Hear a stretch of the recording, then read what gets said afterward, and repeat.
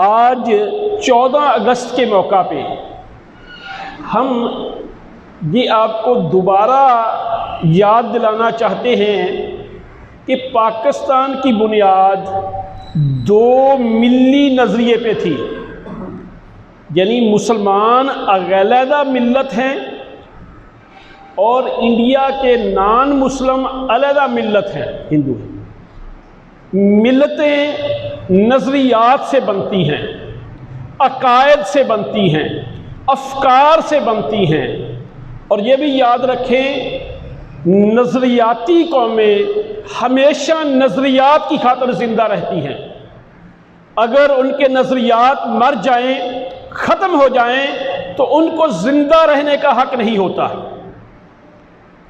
اگر نظریات کی ویلیو کم ہوتی تو جب حالات ٹائٹ تھے، مشکل تھے، تو مشرکین مکہ نے محمد الرسول صلی اللہ علیہ وسلم کو آفر کی کہ جتنا مال و دولت چاہتے ہیں ہم آپ کو دینے کے لیے تیار ہیں، تم اپنے نظریے میں، اپنے عقائد میں نرمی کرو، جس عورت سے شادی چاہتے ہو وہ کرنے کے لیے تیار ہیں، تم اپنے نظریات میں نرمی کرو، اور بلا مقابلہ بغیر کسی الیکشن کے آپ کو ہم اپنا لیڈر، اپنا حکمران ماننے کے لیے تیار ہیں، لیکن اپنے نظریات میں تھوڑا سا جھول لاؤ۔ دیکھیں کافر کیوں جھول لاتے ہیں؟ جھوٹ جو ہے وہ سچ کی ملاوٹ کے بغیر چل ہی نہیں سکتا۔ دیکھیں نا، اگر دودھ خالص ہے تو جیسے مرضی سیل کرو، اگر پانی کو دودھ بنا کے بیچنا ہے تو اس میں کچھ نہ کچھ تو دودھ ملانا پڑے گا نا۔ تو جھوٹ سچ کی ملاوٹ کے بغیر نہیں چل سکتا۔ باطل نظریات، ان میں تھوڑی بہت صحیح نظریات کی مکسنگ نہ کریں تو وہ چل نہیں سکتے، اس لیے باطل کو ان کی ضرورت ہوتی ہے، وہ کمپرومائز کرنا چاہتے ہیں، وہ کہتے ہیں کچھ لے اور دو کی پالیسی اپناؤ، لیکن اللہ رب العزت نے پھر انہوں نے یہ آفر دی، انہوں نے کہا کہ آپ ایسے کریں کہ 1 سال جس اللہ کی تم پوجا کرتے ہو نا، ہم اس اللہ کی پوجا کریں گے، اگلے سال جن کو ہم پوجتے ہیں ان کی تم پوجا کرو۔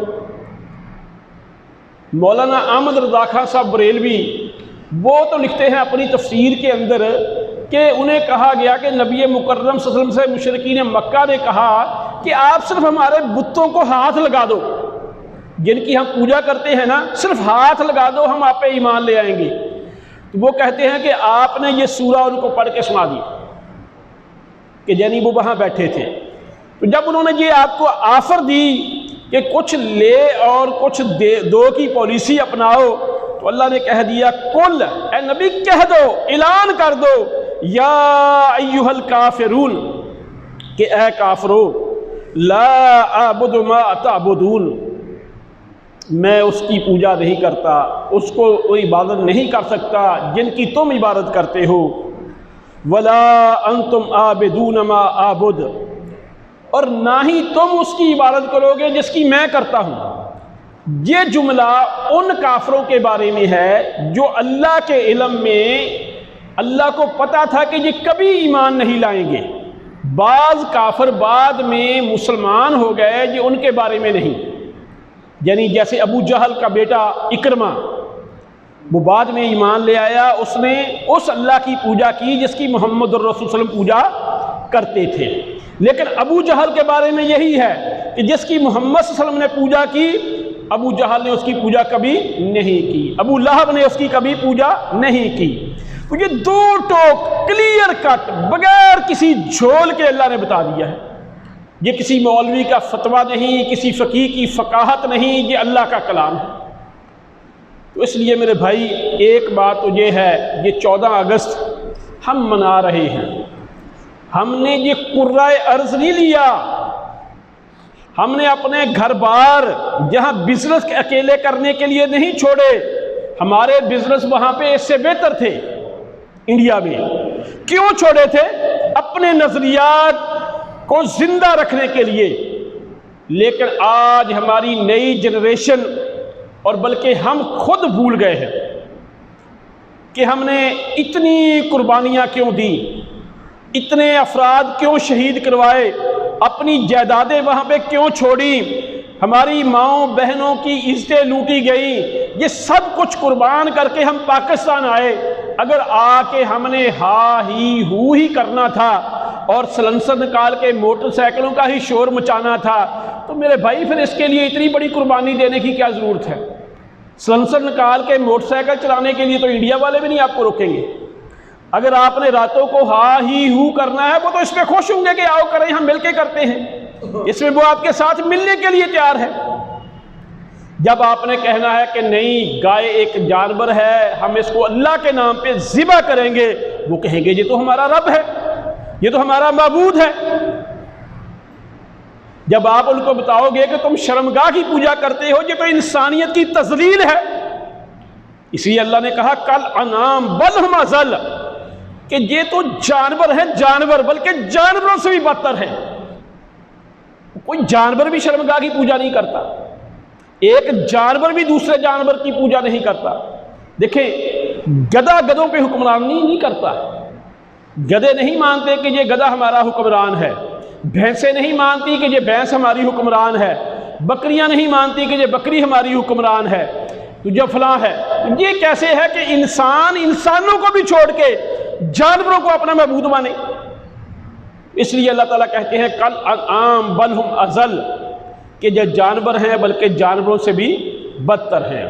اب اگلی بات میرے بھائی، ہمارے کئی بھائی کہہ دیتے ہیں کہ آپ کے جمعے کا تھیم، جمعے کا مین جو سینٹرل آئیڈیا ہے، مرکزی خیال ہے، وہ تقریباً ایک ہی ہوتا ہے۔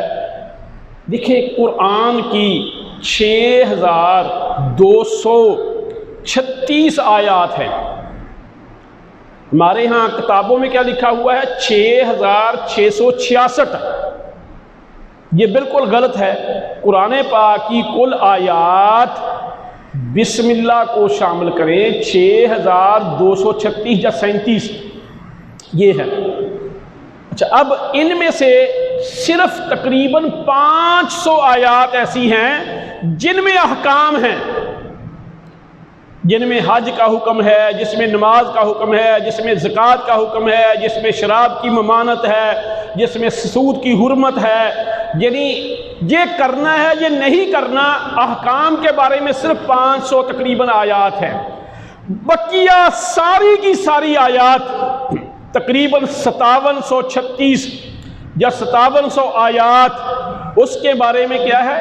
یہی نظریہ ہے جس کے خاطر ہم زندہ ہیں، عقیدہ ہے، عقیدہ، سوچ، افکار، دل کو نرم کرنے والی باتیں، آخرت کے اندر جواب دہی والی باتیں، دنیا کی بے ثباتی کی باتیں، تمہارا دنیا میں پیدا کرنے کا مقصد کیا ہے یہ بتانے کی باتیں، تمہیں آخرت کے لیے موٹیویٹ اور اللہ کے دین کے لیے قربانیاں دینے کے لیے موٹیویٹ کرنے کے لیے ترغیب دینے کی باتیں ہیں۔ صرف 500 آیات ہے۔ اس لیے میرے بھائی، سب سے بڑی بات کیا ہے کہ سوچ کا پختہ ہونا۔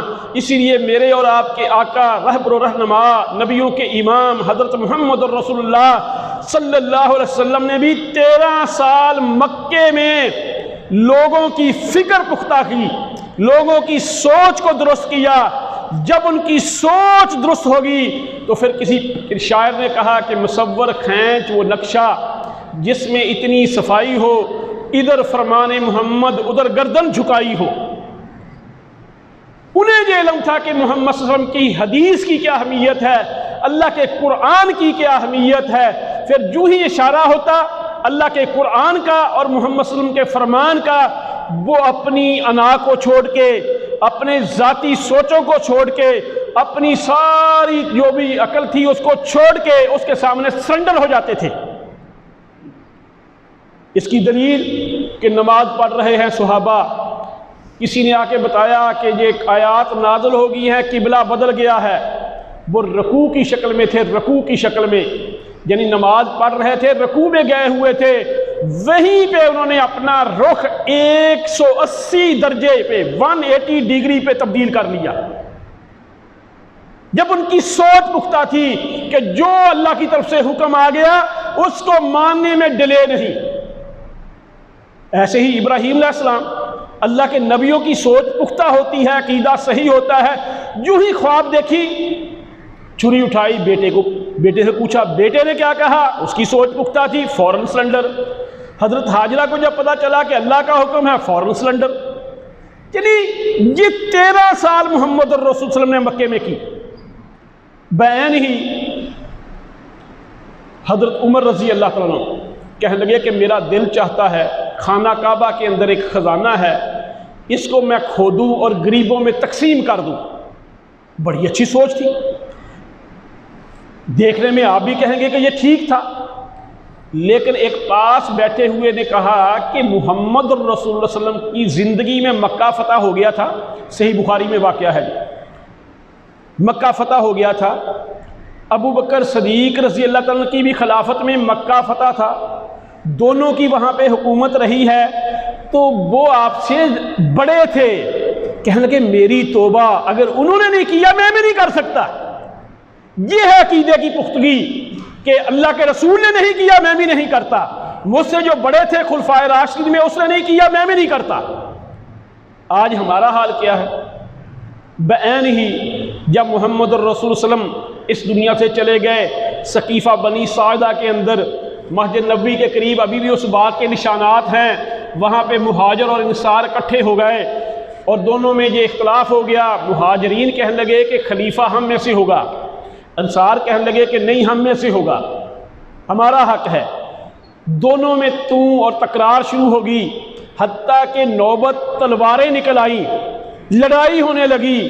جب تلواریں سونت لی سب نے، ابو بکر صدیق رضی اللہ تعالیٰ باہر آئے، انہوں نے کہا کہ نبی مکرم صلی اللہ علیہ وسلم نے فرمایا الائمۃ من القریش، کہ خلیفہ قریشی ہوگا، غیر قریشی نہیں ہوگا۔ انصار نے فوراً گردنیں جھکا دی۔ تو میرے بھائی یہ ہے نظریات کی پختگی۔ آج ہم کہتے ہیں جی ہم نے یوم آزادی منانا ہے، فلاں منانا ہے۔ یوم آزادی کا معنی کیا ہے؟ کہ اس اللہ کی غلامی کا توق، محمد الرسول کی غلامی کا توق اپنے گلے میں ڈالنا، باقی ہزاروں کروڑوں خداؤں سے آزاد ہونا۔ جیسا کہ ان ہندوؤں کے 33 کروڑ کے قریب بھگوان ہے، اتنے خدا ہیں ان کے، اور کئیوں کے کتنے ہیں۔ تو میرے بھائی یہ ہے آزادی منانے کا طریقہ، کہ آج ہم اگر ڈٹ جائیں کہ میری زندگی کا مقصد کیا ہے۔ میرے بھائی میں تو ادنا سا آدمی ہوں، آپ بھی میرے جیسے ہیں۔ امام الانبیاء حضرت محمد الرسول صلی اللہ علیہ وسلم سے اعلیٰ اور عرفہ تھا کوئی؟ ان سے کوئی اللہ کے نزدیک بلند تھا؟ اللہ نے کہا کل اے نبی کہہ، اعلان کر، ان صلاتی و نسکی و محیای و مماتی للہ رب العالمین، میری نماز، میری قربانی، میری زندگی، میری موت ایک اللہ کے لیے ہے۔ تو میرے بھائی اس لیے سوچیں اور اپنے نظریات کو بڑا رکھیں، وسیع رکھیں، محدود نہ کریں۔ تو میرے بھائی محمد الرسول اللہ صلی اللہ علیہ وسلم مکے کی پہاڑیوں میں پیدا ہوئے، دنیا گلوبل ولیج نہیں بنی تھی، کوئی ابھی دور دور تک کا اندیشہ نہیں تھا۔ آپ نے اس وقت بھی کیا کہا؟ یا ایھا الناس، یہ نہیں کہا کہ اے اہل قریش، اے اہل مکہ، یہ نہیں آپ نے کہا، کیا کہا؟ یا ایھا الناس، اے دنیا کے لوگوں، قولوا لا الہ الا اللہ، تم سب کہو کہ اللہ کے سوا کوئی معبود نہیں، تفلحو، تم فلاح پا جاؤ گے، کامیاب ہو جاؤ گے۔ اور ایک روایت میں ہے تملکوا عرب والعجم، تم عرب اور عجم کے حکمران بن جاؤ گے۔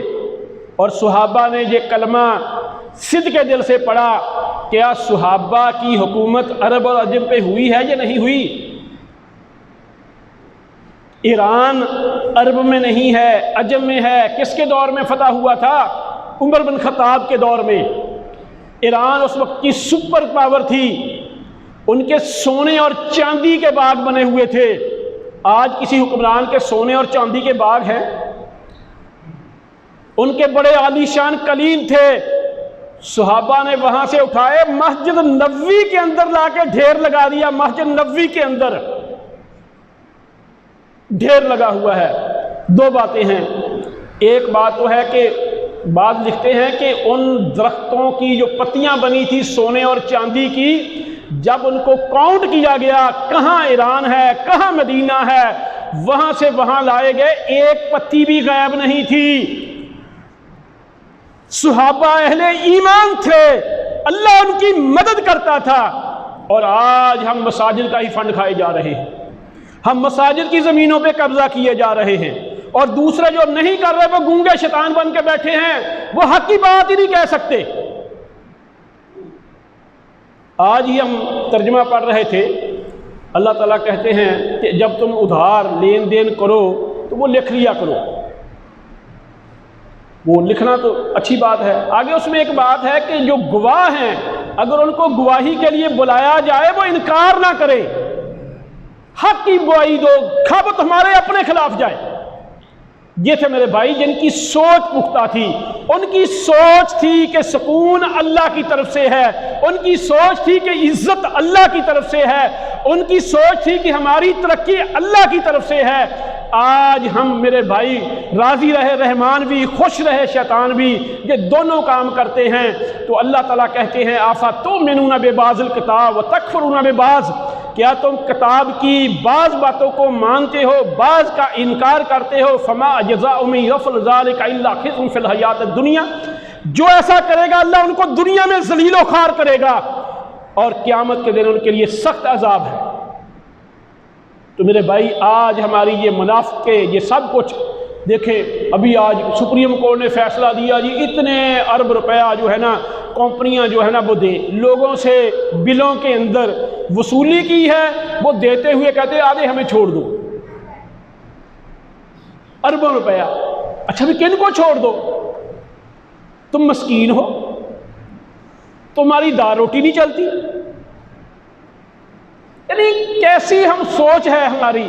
تو میرے بھائی دوبارہ پھر ہم اسی بات پہ آتے ہیں کہ نظریاتی قومیں ہمیشہ نظریات کی خاطر زندہ رہتی ہیں، اور نظریات میں میرے بھائی جن کے نظریات پختہ ہوں وہ الحمدللہ ترقی بھی کرتے ہیں اور معاشرے بھی وہی امن کے گہوارے بنتے ہیں.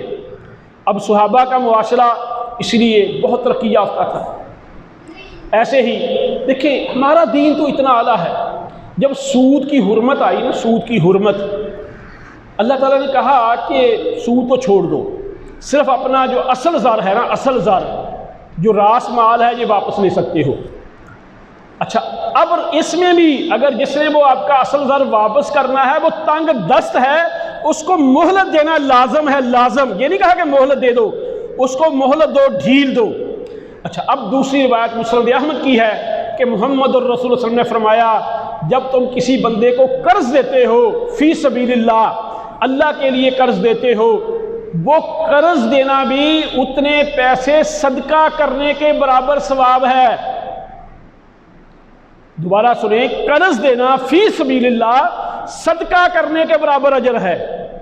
اور اگر قرض دیا آپ نے 1 سال کے لیے، 6 ماہ کے لیے، 5 ماہ کے لیے، 4 ماہ کے لیے، وہ مدت آ گئی، اس کے بعد بندے نے ایکسٹینشن مانگی کہ میرے پاس وسائل نہیں، مجھے تھوڑی سی اس میں مہلت دو، تو آپ نے فرمایا اس کے بعد تو ہمارا اجر صدقے سے دگنا ہو جائے گا، صدقے سے دگنا ہو جائے گا.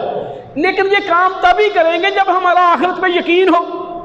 اللہ نے یہ نہیں کہا کہ آخرت کو جو کتابوں کی طرح جیسے پڑھ لیا مانتے ہیں، وَبِالْآخِرَةِ هُمْ يُوقِنُونَ، ان کا آخرت پہ یقین ہے. اگر ہمیں اپنے گھر کے اچھی گاڑی کے بارے میں ہے کہ اس میں مجھے سکون ملے گا، اعلیٰ گھر کے اندر آپ کو ہے کہ یہاں پہ میں آرام کی نیند سوؤں گا، تو اگر آپ کا یہ یقین ہے کہ یہ وقتی تکلیف ہے، وقتی، جیسے آپ اپنی دکان پہ بیٹھ کے کئی دفعہ ہارڈ یعنی مشکل میں گرمی میں بھی کاروبار کرتے ہیں، اس کے بعد پتہ ہوتا ہے کہ ان پیسوں کی بنا پہ میں سکون لوں گا، تو میرے بھائی یہ دنیا کی زندگی آپ مشکل میں بھی گزار لیں گے، آگے آپ کے لیے جنت ہے. لیکن یہ کب ہوگا؟ جب آپ کا نظریہ، آپ کا عقیدہ پختہ ہوگا. اور جو ڈھلمل یقین ہوتے ہیں نا، مومن کبھی ڈھلمل یقین نہیں ہوتا. مومن کبھی دل بل یقین نہیں ہوتا، اس کا عقیدہ کنفرم ہوتا ہے۔ یہ پہلے بھی واقعہ کئی دفعہ رکھا، حضرت علی رضی اللہ تعالیٰ عنہ کو رسول اللہ صلی اللہ علیہ وسلم مکے سے مدینے آتے ہوئے امانتیں دینے کے لیے چھوڑ کے آ گئے۔ اب دشمنوں نے گھیراؤ کیا ہوا تھا، رسول اللہ صلی اللہ علیہ وسلم کے سر کی قیمت رکھی ہوئی تھی۔ حضرت علی اس چارپائی پہ، آپ کی چارپائی پہ آرام کی نیند سو گئے، بغیر کسی ٹینشن کے، بغیر کسی ڈپریشن کے سو گئے۔ کسی نے پوچھا کہ آپ کو نیند کیسے آ گئی؟ وہ کہتے محمد صلی اللہ علیہ وسلم کہہ گئے تھے، اللہ کے رسول کہہ گئے تھے، علی امانتیں واپس کر کے آ جانا۔ تو چونکہ آپ نے کہا تھا واپس کر کے آ جانا، مجھے آپ کی بات پہ یقین تھا کہ آپ کی بات سے جھوٹ نہیں نکلتا۔ اب دیکھو، جب مجھے رسول اللہ صلی اللہ علیہ وسلم نے فرمایا کہ جب بندہ کسی مسلمان کے کام میں ہوتا ہے، اللہ اس کے کام میں ہوتے ہیں، جب میرا اس پہ یقین ہوگا، کیا میں اپنے مسلمان بھائیوں کا بھلا نہیں کروں گا؟ تو میرے بھائی خدا را یہ سوچیں ایک بات۔ اب رہی بات کہ ہمارے ملک کے اندر اس وقت جتنے ہم بیرونی قرضوں میں جکڑے ہوئے ہیں، جس طرح کی ہم بیرونی پابندیوں میں جکڑے ہوئے ہیں، اور جیسا کہ ہمارا اللہ کو تو ہم نے ماننا ہی ماننا ہے، تو ہمارے اوپر پابندیاں ہیں کہ کبھی ہم بلیک لسٹ نہ ہو جائیں، کبھی ہم براؤن لسٹ میں نہ آ جائیں، کبھی ہمارے اوپر جو ہے نا فلاں پابندیاں نہ لگ جائیں۔ یہ سارے جو ہمارے جھوٹے خدا بنے ہوئے ہیں، ان سے چھٹکارا کب ملے گا؟ تو میرے بھائی اسی وقت ملے گا جب اللہ تعالیٰ کہتے ہیں قُلْ يَا أَيُّهَا الْكَافِرُونَ لَا أَعْبُدُ مَا تَعْبُدُونَ۔ تو میرے بھائی جو اللہ کی عبادت کرنے والے ہوتے ہیں، سچی بات ہے کہ اللہ پھر اپنے بندوں کو ذلیل نہیں ہونے دیتا، اللہ اپنے بندوں کو خوار نہیں ہونے دیتا، اللہ اپنے بندوں کی مدد کرتا ہے، اور اس کی معمولی سی رحمت کی کرن آئے تو میرے بھائی آپ کے سامنے ہے، معمولی سی، یہ دیکھیں نا ابھی گرمی تھوڑے دن حبس ہوا ہے، ہم سب بلبلا اٹھے ہیں، ابھی انشاءاللہ اللہ دعا کرتے ہیں رحمت کی بارش برسائے گا، سبھی کو سکون آ جائے گا۔ یعنی اس کی تو معمولی سی رحمت کی ایک کرن ہماری طرف آئے تو ہمارے وارے نیارے ہو سکتے ہیں، لیکن میرے بھائی اس کو راضی کرنے کی ہمیں فکر ہی کم ہے، ہمیں راضی کرنے کی غیروں کو فکر ہے۔ اللہ ہم سب کو سمجھنے کی توفیق عطا فرمائے۔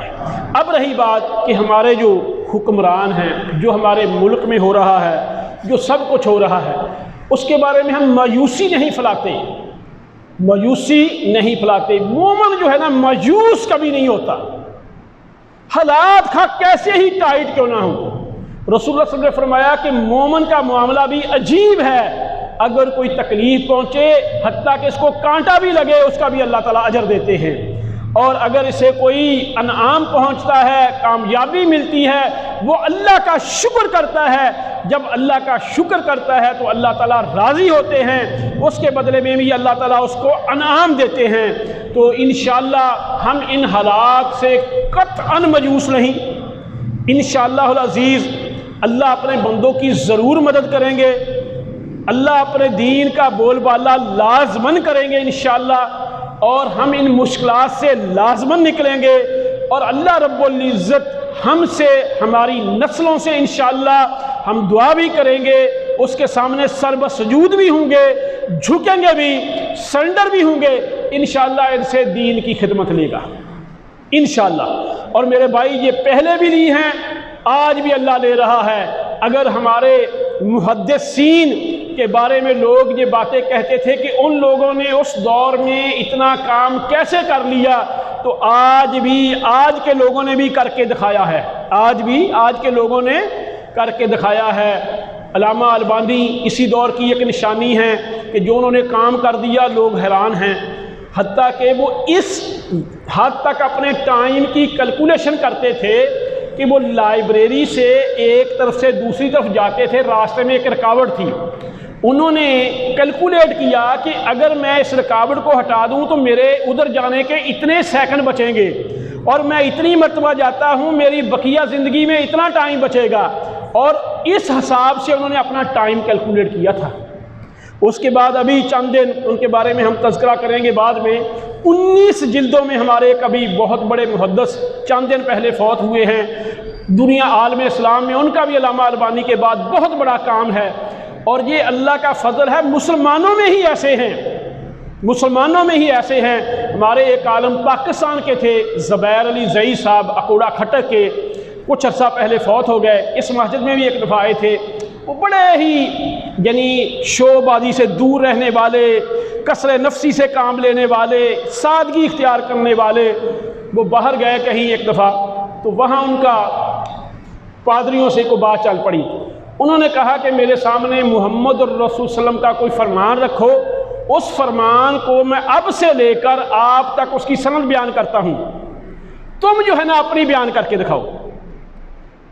تو وہ مان گئے کہ آپ کے ہاں یہ سسٹم ہے، ہمارے ہاں سسٹم نہیں ہے۔ تو میرے بھائی یہ ہمارا قرآن بھی آج محفوظ ہے، یہ بھی ایک معجزہ ہے، اور محمد الرسول صلی اللہ علیہ وسلم کے فرامین بھی احادیث کی شکل میں محفوظ ہیں، اور یہ علماء امت نے محنتیں کی ہیں، جن کو ان نظریات کی قدر تھی انہوں نے ان کو اہمیت دی ہے، اپنی زندگیاں وقف کی ہیں۔ اللہ مجھے اور آپ کو بھی اس 14 اگست پہ یہ عہد کرنے کی اور اس عہد پہ عمل کرنے کی توفیق عطا فرمائے، ہم بھی اپنی بقیہ زندگی اللہ کے دین کی سربلندی کے لیے وقف کریں اور گزاریں، اور آخر میں چین و عرب ہمارا، ہندوستان ہمارا، مسلم ہیں ہم، وطن ہے سارا جہاں ہمارا، وما علینا الا البلاغ المبین۔